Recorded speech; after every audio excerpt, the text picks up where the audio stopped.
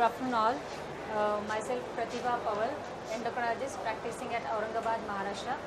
And today we are here at ACCON 2019 and we are here with the leading endocrinologists Dr. Narendra Kotwal sir, Dr. Sambit sir and Dr. Madhukar Mittal sir.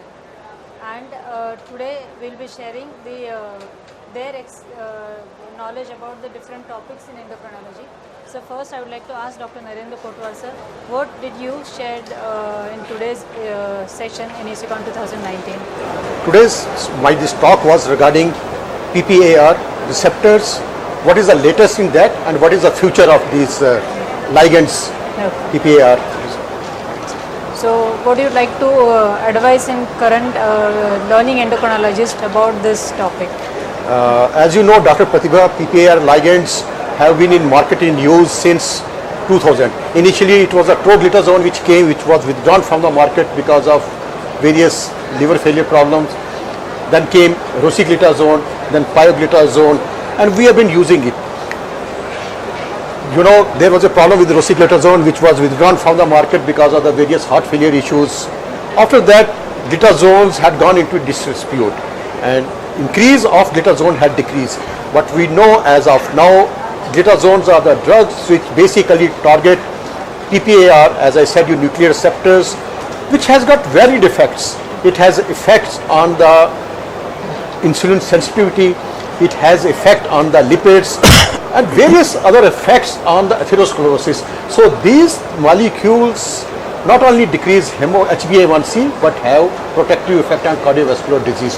To that effect, pioglitazone, which is being used, but only my take for the young endocrinologist would be not to use it in a full dose, but use in the dose of somewhere 75 to 15 milligram so as to have lesser side effects. Other things I will discuss subsequently. Okay, sir.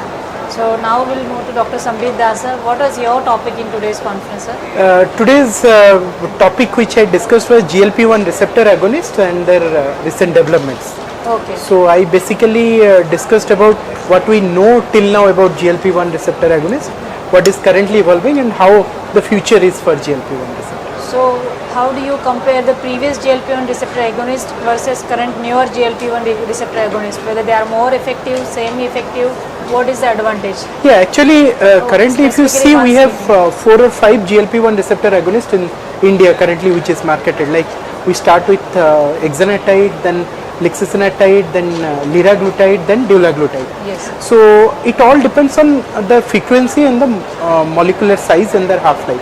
So like the current dulaglutide which is once weekly, the most important advantages is the patient compliance. Like you give an injection once weekly and your glucose is controlled and patients are quite happy about that. Liraglutide, we call it as a gold standard GLP-1 because it controls sugar, the weight reduction is very good, and it has got other advantages like CV safety and other things are there. The previous GLP-1 are like exenatide which need to be given twice a day. It has got mostly postprandial effect and it induces nausea and vomiting more compared to the newer GLP-1. So the GLP-1 is evolving. Only thing I should tell to the young endocrinologists that as in the guidelines it has been told that GLP-1 comes at a very high on cards in the management of diabetes, so we should also use it in our clinical practice. So we get the benefit of blood glucose control, we get the benefit of weight neutrality, we get the CV safety and other things. Oh, that's nice, sir. So now we'll move to Dr. Mittal sir. So what was your topic today? So what I discussed was on alpha beta crosstalk. So the crosstalk which happens between the cells within the islet, predominantly the alpha beta and also the delta and the other cells. Again I want to ask Kotwal sir, what is where we have to choose the pioglitazone in Indian diabetic patients where we get the maximum benefits and less of side effects? So how to choose the patient for the pioglitazone, sir? Dr. Pratibha, I would like to tell my other colleagues that Indian patients as compared to the Caucasians are slightly different in the sense that we have more abdominal obesity. Yes. The weight may not be more, but we have more abdominal obesity, and as such, Indian patients have more high triglycerides, low HDL. In that sense, this is a very good drug, which is acting not only as an insulin sensitizer, but as a hypolipidemic drug also. So it decreases triglycerides, increases HDL, of course it decreases HbA1c, so it has got an effect beyond glycemic control as far as cardiovascular risk factors are concerned. So in that way, this is a good drug. Sometimes in our practice, we find that patients are not controlled with other drugs. Their HbA1c is slightly on the higher side. Basically, it is because of lipotoxicity or because of the insulin resistance. You just add a small dose of glitazones and you will find sugars are having good control.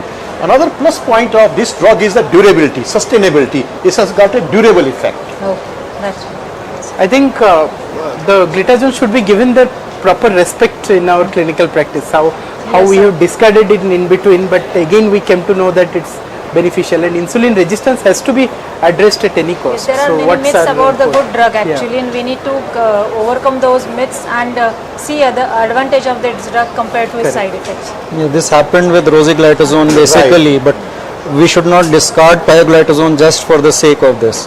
I'd just like to emphasize there is a recently one study called result study. The rosiglitazone along compared with the sulfonylurea. In that study, they did not find any increased incidence of heart failure. And in fact, if you see the initial study by Nissan et al., later on when the study was studied in detail, the patients which had a heart failure were in fact given very high dose and they had underlying heart as such NYHA class 2 or class 3 heart failure as such. So if you are using glitazones, one has to be sure that patient is not in class 3 or class 4 heart failure. Yeah, and it gives you the beta cell protection added on. Yes. And Dr. Sambit mentioned about the GLP-1 agonists also. So that is one area which GLP-1 pathways is really helping in protecting the alpha cells and the beta cells in the longer term.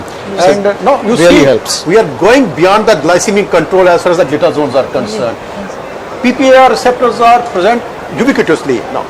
Alpha receptors are in metabolically active tissues, gamma receptors are in adipose tissue, and even pancreas, liver also, whereas delta are present all over. You see, these drugs have a role now, especially in NASH. There is no effective drug for NAFLD. Yes. Besides the weight reduction, but this drug combination of PPAR, alpha and delta called elafibranor is being used for non-alcoholic fatty liver diseases. Besides that, other diseases like for even malignancies, for neuronal protections, these drugs are being used. Yes, so that means that we should not target only the HbA1c and fasting or post-meal blood sugar, but apart from the glucose control, if this drug is helping us to minimize the other diabetic complications like NASH, this drug should be preferred over the other drugs. Yes, one can use considering the fact that there are no contraindications. Yes, sir. Absolutely. Even GLP-1, I think Dr. Sambit, you want to tell about that? Like, I think they would also lead to weight reduction and help in the non-alcoholic fatty liver disease. One of the best drugs, if I would tell, is probably GLP-1. Even the current guidelines also tell that after one or two drugs fail, when you are going for an injectable therapy, the first injectable should be a GLP-1 rather than going for insulin. So GLP-1 has come a long way and it has to be properly positioned. And as Sir has told, GLP-1 has shown weight reduction potential, glycemic control potential, and other pleiotropic benefits and CV safety. And now the current dulaglutide, the AWARD 7, has also shown there is good renal protection also. So those things. And GLP-1 helps in the glucagon pathway, and that is what the overlap was between our talks in that sense. Yeah. So GLP-1 suppresses glucagon to a lot of extent, and the DPP-4 inhibitors. Sambit, I would like to know from you regarding GLP-1 agonist.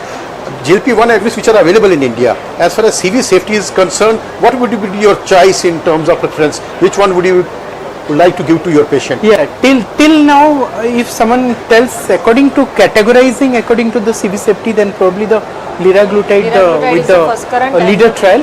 But the rewind trial, which is for the dulaglutide, which has been recently published in Lancet also, and that has also shown a very good hazard ratio and significant reduction of the MES outcome. So dulaglutide is also good.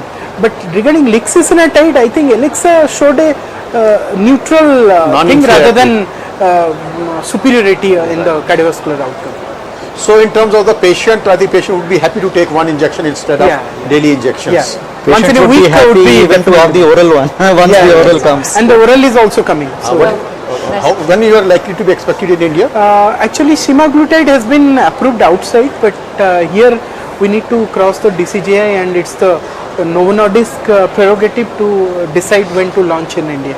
So we are expecting it maybe next year, the semaglutide will. I personally feel once that drug will be available in the market, that may be a game changer Yeah. as far as GLP-1 agonists are concerned. Because we are moving from initial conventional drugs like sulfonylurea, and then we are moving towards the beta cell preservation apart from the glycemic control. And in fact, in my talk, actually, I had discussed about what is the future of GLP-1, and there was a very nice article by the father of incretins, Mr. Dr. Nock, who has told after 50 years what is going to happen. And they are actually thinking probably the combined GLP, GIP and glucagon, the combined agonists are actually coming into force, and they will actually will go more than the conventional GLP-1 therapy. I think point which Sambit made earlier is very relevant as far as the general practice is concerned. If once patient is on the oral drugs, and if you have to, sugar is not under control, if you have to start something, I think GLP-1 receptor agonist is a good choice to start with. Once a weekly injection. And there are GLP-1s which provide CV protection, so then why not use Generally GLP-1s? thinking that insulin should be started, but we have enough data to show that GLP-1 receptor agonist would be a Because good at any choice. cost we want the glycemic control, weight reduction and CV safety. If we are giving insulin, we are giving only glycemic control, not the weight or hypoglycemia weight potential. benefit So and the, hypoglycemia is there. So I think there GLP-1 scores more than. And with probably chronic long-term beta cell preservation. Yeah, so chronic I mean, you beta have everything which could these molecules could. So you are help in basically preserving. buying one thing and get 1, 2, 3 free. Two, three So things of yes. So maybe the future holds a lot added on yeah, with these molecules.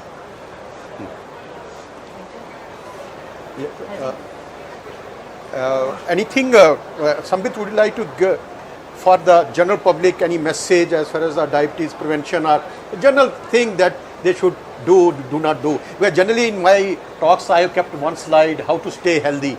It's a very simple thing. I tell my patients, eat less, eat healthy diet, walk more, because we are bipedal human beings. Eat less, walk more, and very important, which is a forgotten fact, is smile more. Eat less, walk more, smile maximally, and last line is live in the present moment. and sleep adequately so that Sleep your stress adequately. level Yes. comes down. Stress reduction, sir, most Yes, important. and I think that's very important that sleep, quality of sleep and sleep hygiene is not emphasized in our day-to-day practice.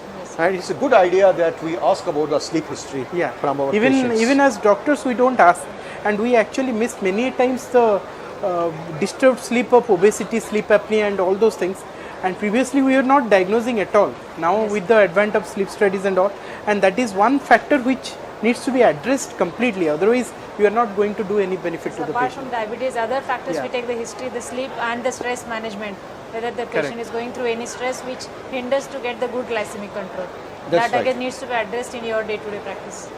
Yeah, we absolutely we- need to target all Yeah, the yeah, comorbidities. There's no doubt What, about what do we, regarding Sir's talk, I just wanted to ask him, how you place the contraindications of pioglitazone, what the doctor should know actually. Firstly, one very important thing is that patient's cardiovascular status. Patient should not be class 3 or class 4 congestive cardiac failure. That's very important.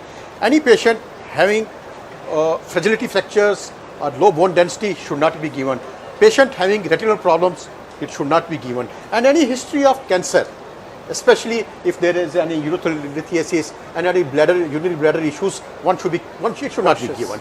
Right. Yes. And what about hematuria? How do you just See, hematuria, as far as the etiology of hematuria is concerned, one has to look at the 1000 causes. age of the patient. Yeah. If a younger individual, it is likely to be stone related. But elderly individual, hematuria for the first time, patient requires full Painless. evaluation, having ruled out malignancy, if at all this drug has to be used, one should be very careful that there is no evidence of malignancy. In fact, for all the drugs in that sense for diabetes, my teacher, my mentor, Dr. Bansali used to tell you need to know the contraindication first, then the Yes, indication. that So if holds you true know where everywhere, you sir. should not use it, you know where you should use it actually. Yes. Right. Okay.